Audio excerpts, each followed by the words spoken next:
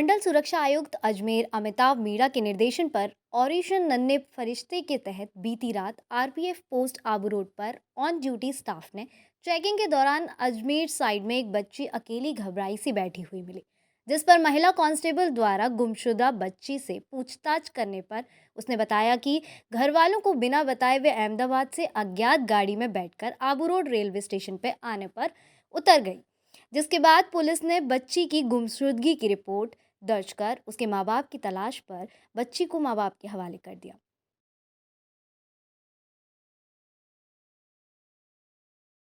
Congress party के राष्ट्रीय नेतृत्व के निर्देशन पर 2024 के लोकसभा चुनाव के मद्देनजर लोगों को जागरूक करने के उद्देश्य से कांग्रेस की भारत जोड़ो पदयात्रा आज महुआ पहुंची। सैकड़ों की संख्या में एकजुट कांग्रेसी नेताओं ने सड़कों पर तिरंगा लेकर बीजेपी सरकार के खिलाफ नारेबाजी करते हुए विरोध जताया। इस दौरान कांग्रेस के प्रांतीय अध्यक्ष अनिल यादव, प्रदेश महासचिव राहुल राय और निर्देशक दीक्षित ने यात्रा में शामिल होकर भारतीय संविधान के रचयिता डॉक्टर भीमराव अंबेडकर की मूर्ति पर माल्यार्पण कर कार्यक्रम की शुरुआत की। उनके साथ जन सैलाब अगर होता है वो किराए की भीड़ तो है नहीं, आप भी जानते हैं, सब कोई पत्रकार लोग सब जानते हैं, ऐसा कोई भी छुपी हो। गुजरात के चुनाव के बारे में आपने हमको बता ही दिया। 4 बजे तक 42% वोटिंग होती है, 6 बजे जब वोट बंद हो रहा है तो 56% वोटिंग है। क्या ये संभव है? आप लोगों से पूछना चाहता हूँ। लास्ट के आवर्स में 2-3%, 4% वोट पड़ा करता है, क्योंकि वोट डाल चुकते हैं 4 बजे तक करीब। ये साजिश नहीं है, षड्यंत्र नहीं तो क्या है गुजरात के चुनाव में? और हिमाचल के अंदर जो ये बंटवारे की बात करते हैं, हिंदू राज बनाने की बात कर रहे हैं, हिंदुत्व की बात कर रहे हैं। अगर हिमाचल में तो 95% हिंदू है तो हमें क्यों उसे वोट दिया? उससे हमें सोचता है, उसकी यहाँ की जनता को हम धन्यवाद देते हैं कि उन्होंने जो मिथ्यक है ना, वो मिथ्यक भारतीय जनता पार्टी का तोड़ने का काम किया। वो सब बधाई के पात्र हैं, वहाँ के वोटर, वहाँ की जनता। सब कारगर साबित होगी राहुल गांधी की भारत जोड़ो यात्रा 2024 के लिए? 2024 के लिए हम लोग ये हमारी तैयारी है 24 तक, और ये यात्रा का प्रथम चरण है। हम पूरे देश में यात्रा को लेके जाएंगे और सीधा अगर आप लोग मेहरबानी कर देंगे, हमें दिखाने लग जाएंगे, हमारी यात्रा को, हमारी बात कहने लग जाएंगे, तो हम भी आपके साथ चले होंगे, आप हमारे बात काम करने लग जाएंगे। आपसे आह्वान भी करता हूँ, आप भी देश के नागरिक हैं, सच बात तो लिखिए, डरिए मत, डरो मत, हम साथ में। यात्रा को जो आज कहाँ से शुरू हुई? राहुल जी के नारे को साकार करने के लिए कांग्रेस का एक वर्कर सड़कों पर उतर चुका है। उन्होंने नारा दिया है कि नफरत को छोड़ो और भारत को जोड़ो। जो चीज़ है आदरणीय प्रधानमंत्री मोदी जी ने कही थी, सबका साथ सबका विकास, उस नारे को साकार करने के लिए राहुल जी ने अपने कदम बढ़ाए हुए हैं। चूँकि जो नफरत की राजनीति आदरणीय मोदी जी ने की, जाति की राजनीति आदरणीय मोदी जी ने की, जो बंटवारे की राजनीति आदरणीय मोदी जी ने की, उन सबको जोड़ने का काम आदरणीय राहुल गांधी जी पूरे हिंदुस्तान में पदयात्रा कर रहे हैं और अपना संदेश दे रहे हैं। लोगों को दिल में, लोगों के मन में और चेहरे पे बहुत खुशी है, क्योंकि राहुल गांधी जो काम कर रहे हैं वो लोगों के दिल में और मन में भाया हुआ है।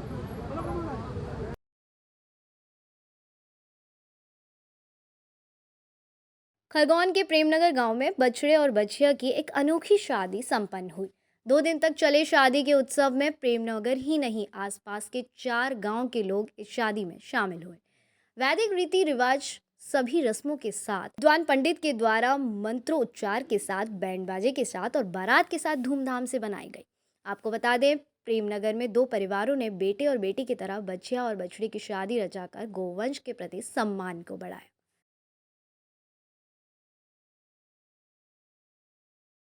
कानपुर जेल में बंद सपा विधायक इरफान सोलंकी के लिए मुश्किलें बढ़ती जा रही है। एक तरफ पुलिस इरफान के पुराने मामले खंगाल रही है, वहीं दूसरी तरफ संदिग्ध बांग्लादेशी नागरिक डॉक्टर रिजवान मामले में पुलिस इरफान सोलंकी के हस्ताक्षर का मिलान करवाएगी। सपा विधायक इरफान सोलंकी के खिलाफ कानपुर में 13 मामले थे, जिसमें से 2 मामलों में चार्जशीट लगा दी गई। 9 पुराने मामलों में पीपल रिप्रेजेंटेटिव मामले में चार्जशीट लगाने की तैयारी पुलिस ने कर ली है। इरफान सोलंकी वाले में अभी तक कितना मामला आगे बढ़ा, कितनी चार्जशीट लगी हुई? कुल 13 मामले इरफान सोलंकी के खिलाफ कानपुर में हैं, जिनमें से 2 मामलों में हमने अभी चार्जशीट लगा दी है। 2 मामले विवेचनाधीन हैं। 9 मामले पहले के हैं, जिनमें से 2 मामले पीपल रिप्रेजेंटेटिव एक्ट के वायलेशन से रिलेटेड हैं, जो पेंडिंग थे, जिनके प्रकरण में भी चार्जशीट फाइल की जा रही है।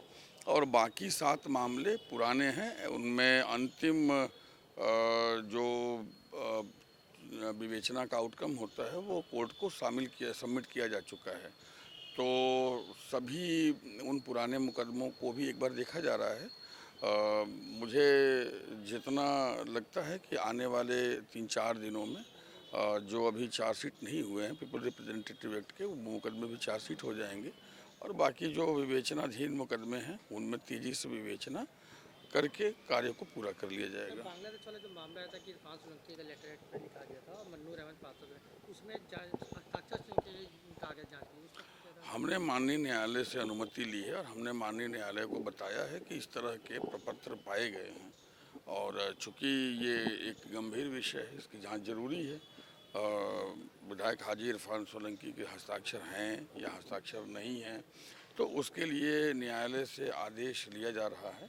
आज सक्षम न्यायालय जैसे ही आदेश दे देगा, हम उनका स्पेसिमेन सिग्नेचर ले करके जो मूल प्रपत्र है उसको हम FSL भेज देंगे। साथ में हम कुछ और भी उनके हस्ताक्षर के नमूने एकत्रित कर रहे हैं, जैसे बैंक से या शस्त्र के लाइसेंस लेते समय जो उन्होंने हस्ताक्षर किए हैं या अन्य विभिन्न समयों में जो उन्होंने हस्ताक्षर किए हैं, ताकि हस्ताक्षर का मिलान जो है वो सही हो सके और उसके आधार पे आवश्यक कार्यवाही की जा सके।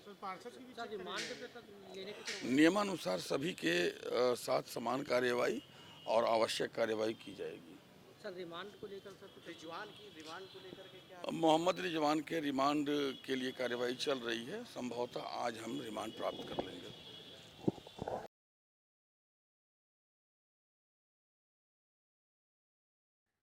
मध्य प्रदेश विधानसभा में नेता प्रतिपक्ष डॉक्टर गोविंद सिंह ने मध्य प्रदेश सरकार पर आरोप लगाया है कि उनके इशारे पर कांग्रेस के वरिष्ठ नेता और पूर्व मंत्री राजा पटेरिया को आपराधिक धाराओं में मामला दर्ज कर जेल भेज दिया गया है और जेल में भी संगीन अपराधियों के साथ उनको रखा गया।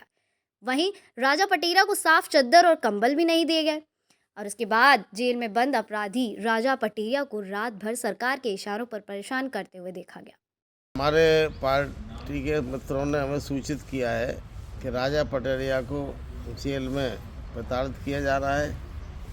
संगीन अपराधी कैदियों के साथ उनको बंद करके रात भर वहाँ अपराधियों ने उनको परेशान किया, सोने नहीं दिया और गंदे कंबल और चादर दे दिए गए हैं, जिससे रात भर परेशान रहे। ये सरकार के इशारे पर हो रहा है।